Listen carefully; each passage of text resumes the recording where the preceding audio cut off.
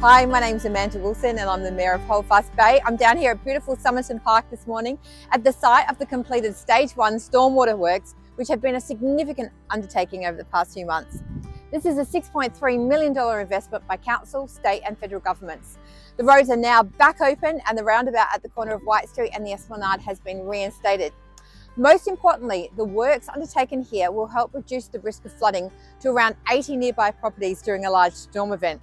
As all stormwater works are underground, it's hard to comprehend the scale of this project, but it includes 300 metres of pipework, which has been installed here in White Street, 250 metres of culverts and pipes in Tarleton Street, 14 drains were added to Tarleton Street and 12 stormwater boxes. We've also added a gigantic gross pollutant trap, which is just under the ground before the roundabout on White Street, and this will improve water quality and remove larger pollutants from entering the ocean.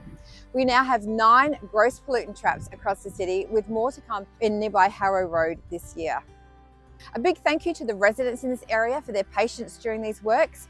They were essential in keeping our properties safe from flooding. This week we'll be commemorating Anzac Day at 3 locations across Holdfast Bay. We'll be supporting our local RSL clubs who are holding the dawn service at the Brighton Arch of Remembrance and at the Anzac Monument in Moseley Square at Glenelg. The services start just before 6 a.m. The Glenelg Air Raid Shelter is also going to be open on Anzac Day from 11 a.m. to 1 p.m. The shelter is on Ruggles Terrace in Glenelg East and was built in 1942 as a part of Adelaide's wartime communication network. It's now a war museum and houses a fascinating display of local stories and memorabilia. Hand-knitted poppies will be for sale at the shelter and proceeds will be supporting the William Kibbe VC Veterans Shed at Glenelg North. If people are wanting to visit, please be aware that entry is via a steep flight of stairs. Brighton Jetty is also displaying thousands of poppies as a part of the annual installation, which is now in its 10th year. The hand-knitted crocheted poppies are made by volunteers, and together they make up banners with the words Anzac and the phrase "Lest we forget," and we will remember them.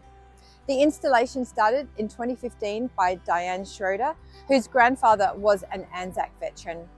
We thank Diane and the volunteers who helped to bring this tribute to life twice a year for Anzac Day and also on Remembrance Day. We're seeking feedback on a proposed design for the play space behind Partridge House. The existing play equipment has reached the end of its asset life and is due for renewal. The proposed design includes nature place equipment and will give more breathing room to the root system of the highly valued ombu tree, which also shares this space. People are invited to view the design on your Holdfast website and provide feedback before Wednesday the 30th of April. On Friday, after the Anzac Day commemorations have been held, I'll be donning my black and gold colours and be heading to the Glenelg Oval to cheer on the Tigers in their grand final rematch against Norwood. The game kicks off at 2:10 and is set to be an exciting game as Glenelg won by just 5 points the last time the two teams met. It's a really important game. See you there and go the Bays.